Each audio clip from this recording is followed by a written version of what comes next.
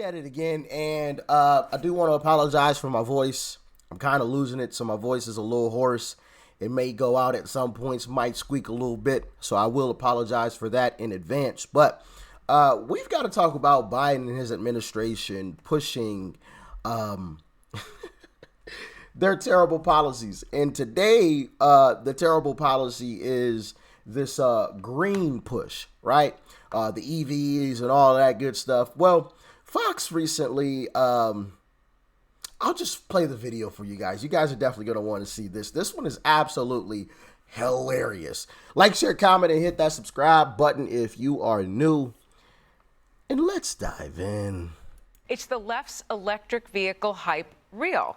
Fox Business correspondent Jeff Flock decided to put Biden's green dream to the test.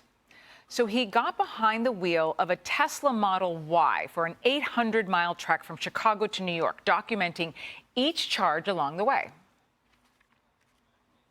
Good, because it's a quicker charge. It sometimes takes you on a more circuitous route. You know, I have a little bit of a bias. I like electric cars.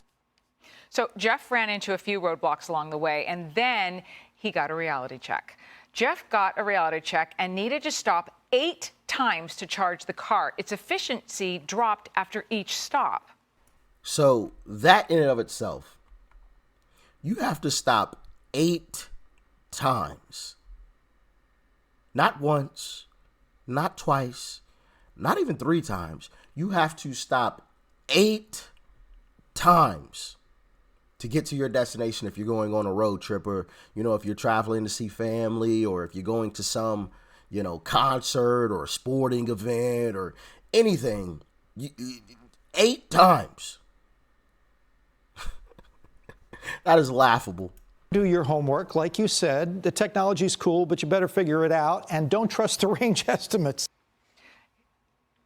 Yeah, so that's the tough part here. Is like you can't trust the estimates, and no one wants anything more on a road trip than to have like a, I don't know how long this is going to take me, or how long or circuitous route, as he said, right? I mean, Guy, do you have? I don't have an EV, Okay. And some of my friends have them, and they love them, especially for just sort of driving around town. But for actual road trips, it can be a nightmare. We saw this actually with members of the Biden administration, where they tried to do these sort of PR moments where I think Secretary Granholm went out, Secretary Buttigieg went out, and they ran into serious problems. Even though it was choreographed to be as successful as possible for cabinet secretaries, you still ran into these issues that we saw from Jeff. And Yeah, if you guys remember, someone from the Biden admin tried to do the whole, look at us, guys, we're driving an EV, you know, X amount of miles across the country. And it came out that there was a car that was out in front of, you know, this Biden administration lady. I forgot who it was. Maybe it was the chick that he mentioned there. But there was a car out in front of them, you know, that had left early. A gas-powered vehicle, mind you, that would get to the charging stations that they were scheduled to stop at and hold a charging parking spot for them, so that when they came, they could just pull right on in. Yeah. These are the type of games that they're trying to play with the American public. Oh, yeah, guys, EVs are great, but we're not going to tell you we had somebody go out ahead of us and, you know, hold a spot for us that was driving a gas car, though. We're not going to tell you guys that part. then one of our producers here on the show, she recently Allegedly. I have to say allegedly, of course. rented an electric vehicle against her will. It's all they had Right. at the rental spot. And a simple trip from the New York area to the D.C. area, which typically, I've done that 1,000 times, 4 or 5 hours. It took them 12 hours because of the constant recharging, how long it took to recharge. That's a nightmare. You cannot cram that down people's throats. They're not going to want that. If you can get the technology there, let the market do its work. Fine. The market's not going to bear that out. And A 4 or 5 hour trip turned into 12. Trying to drive an EV. These magnificent vehicles that the Biden administration wants to push upon us. Yeah. Great idea. Also, Dr. Siegel, we're going to put up some of what this producer went through on this road trip here. So she went on her first stop, 16 miles with only 13 minutes left in the charge. That's kind of scary, right? And then after charge number 1 started at 10:43 p.m. The charge was done at 11:55 p.m. It lasted about an hour, then drove for an hour and 20 minutes, had to charge again this is a nightmare, again at 1:47 a.m. So then they had to charge again at 6:51 a.m. Shows full charge would only last 154 miles, 126 minutes. It lasted much less. So again, to Guy's point, to Jeff Flock's point, like, you really don't know what you're getting into, but she wasn't driving a Tesla. She was driving a Chevy Bolt EV, and we talk about how the Biden administration is really pushing this on people because not everyone can afford a Tesla, right? The Tesla is the more efficient vehicle here. Although I have to say, this particular producer, Elisa, was amazing at figuring out the math here. I would have been stuck at the side of the road. Yeah. By the time she got to her destination, I wouldn't have made it. I also wonder, and I have wondered for years, why the goal is to beat a Porsche off the line, right? What are they trying to say to America when they have to compete with sports cars? And also, the lithium ions that they get, the lithium ion battery, Australia is mining the heck out of minerals for this, and South America is getting it out of brine, all of which is bad for the environment. So what's the goal? How's it green anyway? Well, yeah, and Lisa, you'll appreciate this. Ted Nugent, musician. That's another great point. You know, they don't talk about the actual production of these vehicles. They always talk about after they're delivered, right? And even then, some of these charging stations, I've literally seen charging stations that were powered by diesel generators. Like, how does that even make sense? Why don't you just put gas in the car? The generator is being powered by gas itself. So, like, I'm confused here.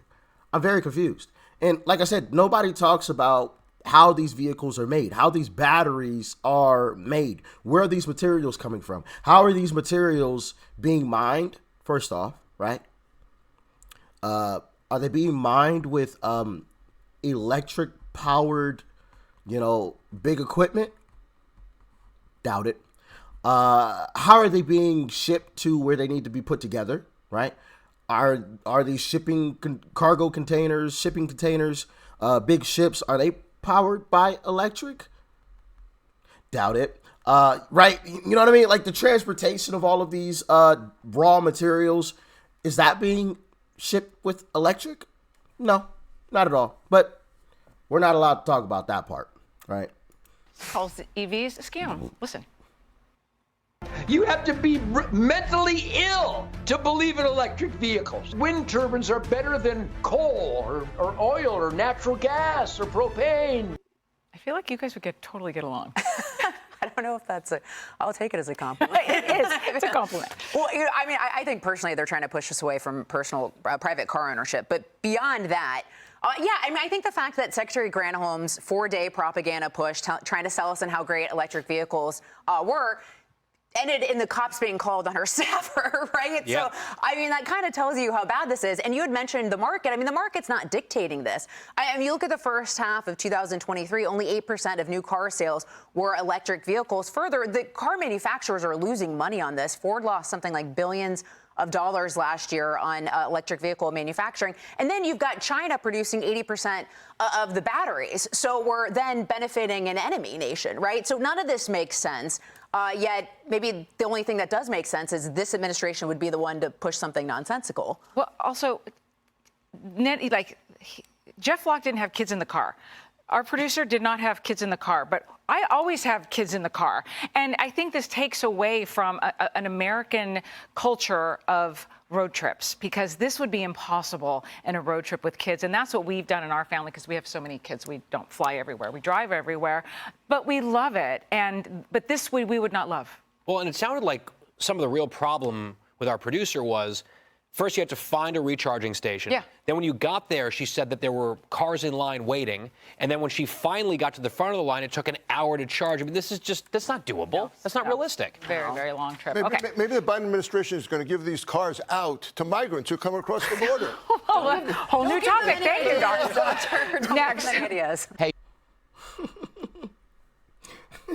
I just wanted to show you guys that clip that I came across, because I just think it's absolutely hilarious how this administration is trying to really convince us and push us into the EV direction. And it's just like, those really don't work that well. right?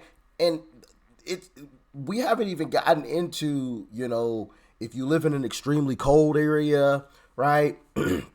That could pose an issue. If you live out in the middle of nowhere, right? That could also pose an issue. I just, I just don't. Well, actually, I do get it because it is this administration, like they said, that are the ones that are pushing this this craziness. And who wants to wait at a gas station for an hour? Who wants to do that? Especially for those folks who have kids. Like, who wants to sit in their vehicle for an hour waiting for it to fill up? Could you imagine pulling up to the gas station and you put the gas pump into the side of your vehicle, right? You get the gas, going, and you have to sit at the gas station for an hour while it's pumping the gas? Are you kidding me? Are you kidding me? Absolutely not. Total waste of time.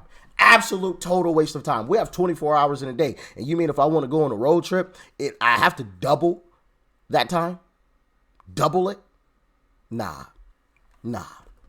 I'm cool. I like to hear the roar of an engine anyway. Call me weird, call me crazy, but I don't want to listen to silence. I want to hear the rumble of a gas powered engine. I'll take that sound over just silence or the little sound of a buzz, whatever sound EVs make. I don't know. I ain't buying one. Okay. But that's just me personally. What about y'all though? Are you guys willing to purchase an EV, or are you guys like me and you're like, absolutely not? Absolutely not. Let me know. And let me know what you thought about this. Like, share, comment, hit that subscribe button before you go. Peace and love. I'm out.